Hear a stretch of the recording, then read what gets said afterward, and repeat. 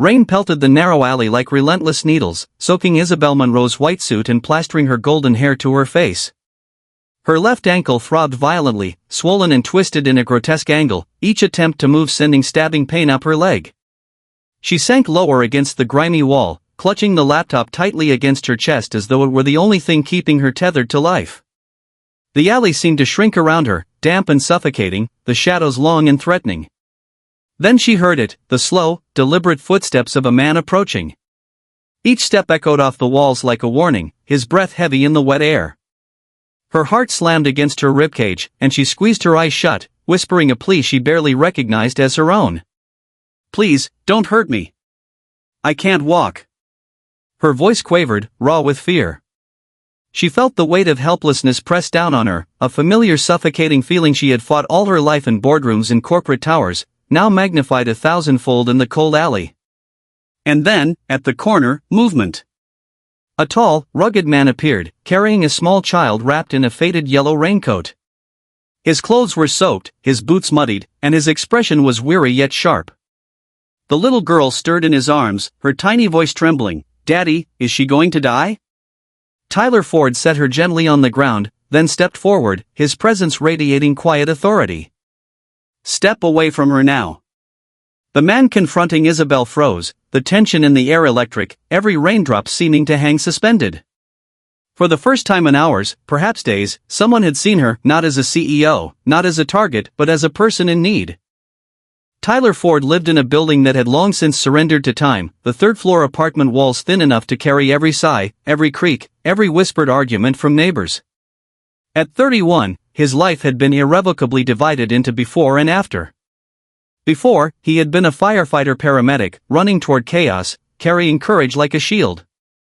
The scars on his body were badges of battles survived, some visible, like the long burn across his left arm, and others invisible, etched deep into memory, like the little girl he couldn't save in a house that had swallowed her.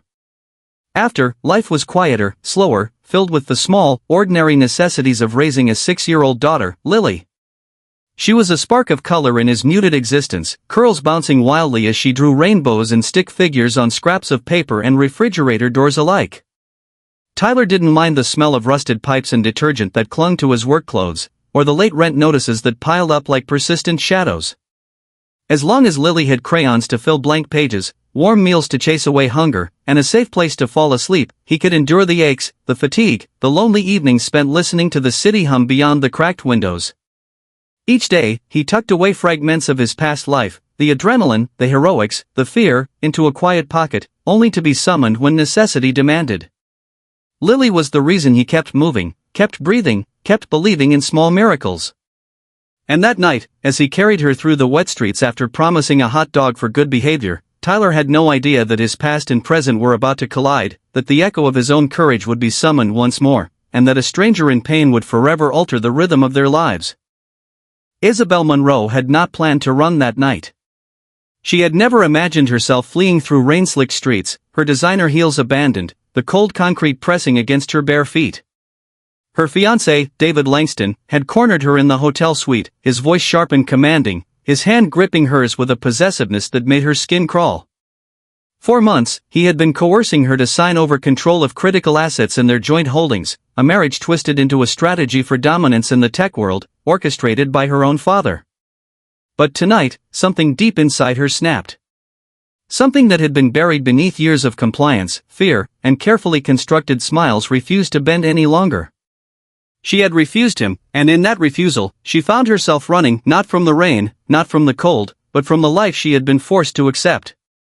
Her ankle caught on a slick patch of pavement. She fell hard, a sharp cry escaping her lips as pain shot up her leg. Yet she clutched the laptop to her chest as if it were the only lifeline she had left, her last tether to truth and justice. Each breath was a ragged gasp, her body trembling with exhaustion, fear, and adrenaline. And then, through the mist and shadows, she saw him, Tyler Ford, carrying a small girl in a yellow raincoat, moving with calm authority in the storm. His eyes met hers, steady, unwavering, and for a fleeting moment, the chaos of the night stilled. The footsteps behind her, the looming threat, the sharp sting of betrayal, all of it paused in the presence of someone who could see her pain, recognize her humanity, and, without hesitation, act. In that moment, hope, fragile, uncertain, and shimmering, finally found her. Tyler carried Isabel through the rain-soaked streets in silence, each step deliberate as if the world itself had slowed to allow them safe passage. Her ankle throbbed, and every bump in the cracked pavement sent jolts of agony up her leg, yet she clung to the laptop as though it were her last anchor. The small apartment above the crumbling building smelled faintly of old wood and detergent, a stark contrast to the sterile, polished spaces she had long inhabited. Tyler set her gently on the couch, his movements careful, precise, a quiet reassurance in the storm of her panic. He disappeared into the kitchen and returned with a clean towel, wrapping it around her shoulders to chase away the chill. She sat there, soaked and trembling, the reality of being protected by a stranger pressing heavily on her chest. Lily appeared, small and curious, holding her stuffed bunny as if it were a shield, yet her eyes held no fear, only the kind of innocent seriousness children wield naturally. She approached Isabel slowly, placing a brightly colored drawing in her lap, a picture of a man, a little girl, and a blank space. "This is for you," she said. The empty space seemed to call to Isabel, offering her a place she had never known, a space simply to belong. Tyler knelt beside her, his hands steady as he cleaned her ankle and rewrapped it with careful, patient movements. The ginger tea he brewed filled the room with warmth and a faint, spicy aroma, calming the ache of her body and the tension in her mind. Isabel felt tears spill unbidden, the years of fear, stress, and isolation breaking away in a quiet storm of relief. For the first time in a long while, she realized she was not alone, that someone had seen her, not her power, not her wealth, not her status, but simply her, hurting and human. Isabel threw herself into building something that mattered, pouring her energy into the creation of the Lily House, a non-profit dedicated to helping women who had been manipulated, abused, or discarded by power structures like the one she had escaped. Tyler was her anchor through it all, helping her design the website, sort through donations, and organize the small but growing team of volunteers who shared their vision. Lily insisted on the name, her small voice brimming with certainty. "Flowers grow better with sunshine. And love," she had said, and Isabel realized the truth in it. The non-profit became a sanctuary, a place where kindness was not a currency to be earned, but a right to be given freely. Every day brought new stories of women seeking refuge, their eyes reflecting the same fear, hope, and longing Isabel had carried for years. She listened, comforted, guided, and celebrated each small victory. And through it all, Lily became both teacher and inspiration, her crayon drawings decorating walls, her laughter spilling through hallways, and her insistence on small joys reminding Isabel that healing could be simple, patient, and playful. Evenings were filled with chaos and warmth, volunteers talking quietly in the kitchen, the clatter of pots, and the aroma of home-cooked meals. Isabel found herself laughing in ways she hadn't in years, her hands and heart full, her soul gradually lightening. Tyler never sought recognition for his work, nor did he demand gratitude from her. His quiet presence, steady hands, and unwavering support became the foundation upon which Isabel could rebuild herself and help others.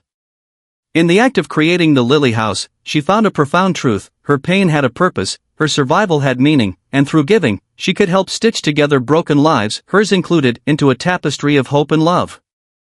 The intrusion of the corporate world shattered the fragile calm Isabel had begun to build. A phone call, followed by urgent messages, then a knock at the door, each one a reminder that her past life still clung to her like a shadow. Sleek black cars pulled up outside, and soon, a small entourage arrived, a cameraman, a sharp-suited woman wielding a microphone, and a man whose tie screamed legal damage control. The sidewalk outside Tyler's modest apartment became a stage for forces Isabel had thought she had left behind. Tyler stood firm, arms crossed, his presence a protective barrier as he blocked the doorway, watching the world she had fled try to pull her back. From inside, Lily's small voice asked, "Why are people outside?" Isabel smiled faintly, hiding the tension in her chest. "They're just lost," she told her daughter, knowing the truth was far more complicated. Later, Isabel opened her laptop to see messages from the board, offers of reinstatement, millions in compensation, a chance to return to the empire she had once ruled. Every word tempted her, whispered promises of wealth, status, and power. But sitting there, in the warm, chaotic comfort of Tyler's apartment, she realized that none of it had ever given her what she truly needed. The fear, the manipulation, the endless expectations, they had stripped her of herself. She knew, with unwavering clarity, that she could not go back. Each offer was a gilded cage, each promise a chain disguised as opportunity. Tyler watched her silently, knowing the choice that lay before her. And when Isabel closed the laptop, she did so with resolve. "I'm not going back," she said softly, but firmly. In that quiet moment, she chose herself, her healing, and the fragile, imperfect life she had begun to love, over everything the world had once demanded of her. Back at Tyler's apartment, the air seemed lighter, yet the transition to a new life was only beginning. Isabel and Tyler packed what little they would need, each movement deliberate, mindful, and filled with quiet anticipation. Lily, her curls bouncing with excitement, clutched her crayons as if they were talismans of their small, resilient world. Tyler guided them to the truck, Lily hopping into her car seat with unrestrained glee, Isabel settling beside her in the passenger seat, her body still aching from the injuries that now felt both distant and present. The city blurred past them as they drove, the honking, flashing lights, and towering glass buildings giving way to winding roads lined with trees just beginning to show the first golden hints of autumn. Each mile carried them further from the life of control and power Isabel had left behind, and closer to something undefined but profoundly real. Eventually, the truck came to a stop at a quiet farmhouse tucked behind a grove of birch trees. The air smelled of earth, wood smoke, and the faint sweetness of a garden in bloom. Tyler's mother appeared in the doorway, gray-haired, gentle, with hands that seemed to hold the memory of care itself. She looked at Isabel once, her gaze soft but knowing, and simply said, "There's warm bread in the oven and a clean bed upstairs." No questions, no judgment, only acceptance. Isabel felt her chest loosen as the weight of years of expectation and fear began to lift. That night, under a sky filled with stars and a silence broken only by the whispers of the trees, Isabel sat on the porch steps with Tyler, their fingers entwined in quiet solidarity. She realized that for the first time in years, she was not just surviving, she was beginning to live. Days passed in a rhythm that was unfamiliar yet soothing to Isabel.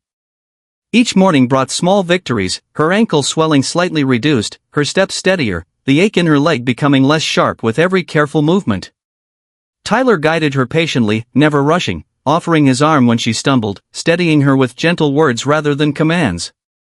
There was no judgment in his actions, only a quiet presence that made her feel safe even in her weakness. The apartment, once just a temporary shelter, became a place of healing. The scent of warm bread and ginger tea filled the air, Lily's laughter echoing through the small rooms like sunlight breaking through storm clouds. Isabel discovered the magic of ordinary life, mixing pancake batter that refused to cooperate, flipping lopsided pancakes that browned unevenly, sharing smiles and laughter that had nothing to do with boardrooms or profits. Lily's wide-eyed instructions and proud declarations, "These are dorky pancakes, but dorky is good," reminded Isabel of a truth she had long forgotten: imperfection could be beautiful, and joy could exist in the simplest moments. With every small success, every quiet smile, she began to understand that being cared for wasn't a weakness, it was a balm for a soul long battered by expectation and fear. Tyler never made her feel small for needing help, he simply stood beside her, present, steady, patient. And slowly, Isabel felt a shift within herself. She was learning to trust, to let someone in, to allow the warmth of human kindness to seep into spaces she had long kept armored. In the gentle rhythm of daily life, amidst laughter, clumsy pancakes, and quiet acts of care, Isabel began to feel something she hadn't in years: hope. Life settled into a rhythm that felt both ordinary and miraculous. Isabel, once defined by boardrooms, titles, and expectations, now found herself part of a family she had chosen and that had chosen her in return. Each morning began with sunlight spilling through the kitchen window, the scent of warm bread and fresh coffee mingling with Lily's laughter as she scurried around, crayons in hand, ready to decorate the day with color. Isabel knelt beside her daughter at the small table, helping her trace outlines, fill spaces, and imagine worlds that existed only on paper, yet felt infinitely real. Tyler, always nearby, offered gentle guidance, quiet encouragement, and the steady presence that had once saved her in a dark alley. One evening, after a day filled with the messy joy of pancakes, gardening, and laughter, Lily approached Isabel with a small, uneven bracelet woven from multicolored threads. "I made this for you," she said proudly. "It's a commitment bracelet. Not a wedding ring, but an unofficial mom bracelet."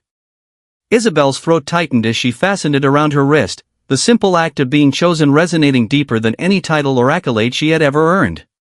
Tyler reached out, fingers intertwining with hers, grounding her in a reality where love was given freely, without conditions, without strategy.